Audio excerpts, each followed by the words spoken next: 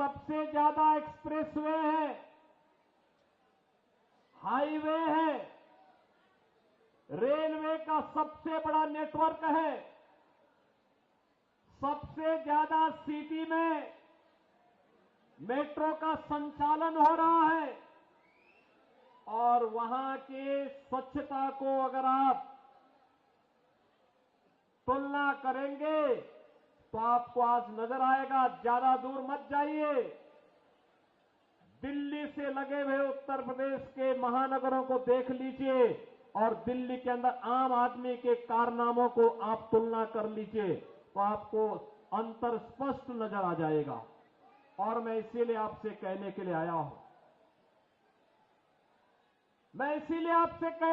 हूं, दिल्ली की यात्रा आज से प्रारंभ नहीं होती। 5000 वर्षों का इतिहास है दिल्ली का। दिल्ली की 5000 वर्षों के इस इतिहास में कभी ये दिल्ली इंद्रप्रस्थ के रूप में जानी जाती थी। ये दिल्ली अपने वैभव के लिए जानी जाती थी। दिल्ली के कार्य आज से 10 वर्ष पहले तक मॉडल के रूप में देखे जाते थे। लेकिन बहनों और भाइयों, आज मुझे जब दिल्ली चुनाव प्रचार की दृष्टि से तमाम मार्गों को जाना पड़ा तो यहां पता ही नहीं लग रहा था कि सड़क है या गड्ढा है, गड्ढे में सड़क है या सड़क में गड्ढा है। और इसीलिए मुझे 1 घंटा लेट हुआ आज के कार्यक्रम में आने में। मैं भौचक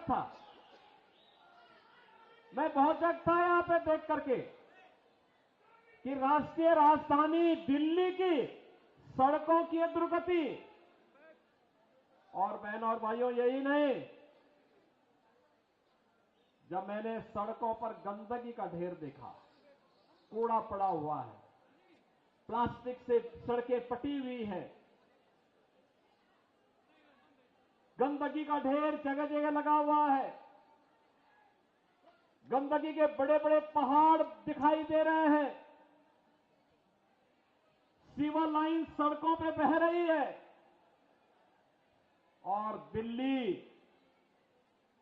अभी तो ये जनवरी चल रहा है, आप देखना फरवरी के बाद जब पेयजल का संकट आता है, टैंकर माफिया यहां पे हावी होगा, तब का क्या दृश्य होता है। बहनों और भाइयों, ये दुर्गति करने का सबसे बड़ा अपराधी कोई है तो और कोई नहीं, अरविंद केजरीवाल नाम का जीव इसका सबसे बड़ा अपराधी है, सबसे बड़ा अपराधी है। बहनों और भाइयों, यहां झूठ बोलने की एटीएम है। सुबह से लेकर सायकाल तक एक से एक झूठ को बड़ी होशियारी के साथ गढ़ने वाला व्यक्ति है। और पिछले 10 वर्षों में दिल्ली की जनता को कैसा झूठों वायदे करते करते उन्होंने दिल्ली को नरक बना दिया है।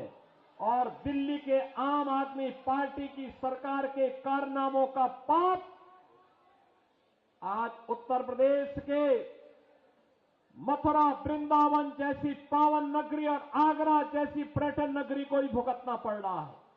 जब यमुना जी का पानी यही दिल्ली में एक नाले में तब्दील हो जाती है, नमामि गंगे परियोजना के माध्यम से एक और गंगा के पानी को प्रधानमंत्री मोदी जी के विजन के कारण, उनके नेतृत्व में अविरल और निर्मल उत्तर प्रदेश के अंदर बना दिया गया।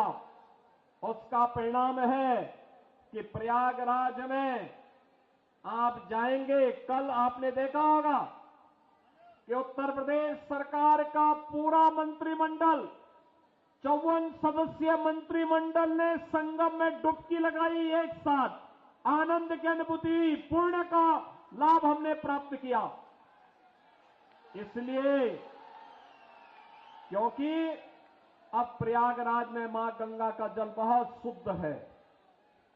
त्रिवेणी में जल बहुत शुद्ध है।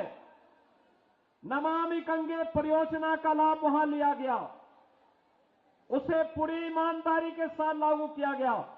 लेकिन दिल्ली के अंदर यमुना की शुद्धि हो, इसके बारे में कभी कोई चिंता से अरविंद केजरीवाल ने और उनकी टीम ने नहीं किया। मैं पूछना चाहता हूं और मैं उनसे चुनौती भी देता हूं, जैसे उत्तर प्रदेश के प्रयागराज की त्रिवेणी में उत्तर प्रदेश सरकार के सभी मंत्रियों ने कल मेरे साथ डुबकी लगाई है। अरविंद जी, एक दिन आप भी अपने मंत्रियों के गिरोह को लेकर के जाइए और यमुना जी में डुबकी तो लगाइए थोड़ा। दिल्ली की जनता भी देखेगी कि आपने अपनी विरासत की इस पावन नदी को कहां रख करके छोड़ा है।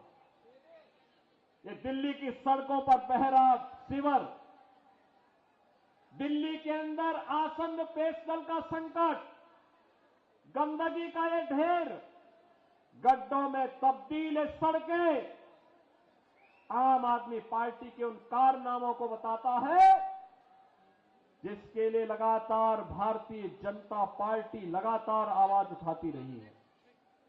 बहनों और भाइयों, आज आप तुलना करना चाहेंगे, केवल एक तुलना आप इससे कर सकते हैं।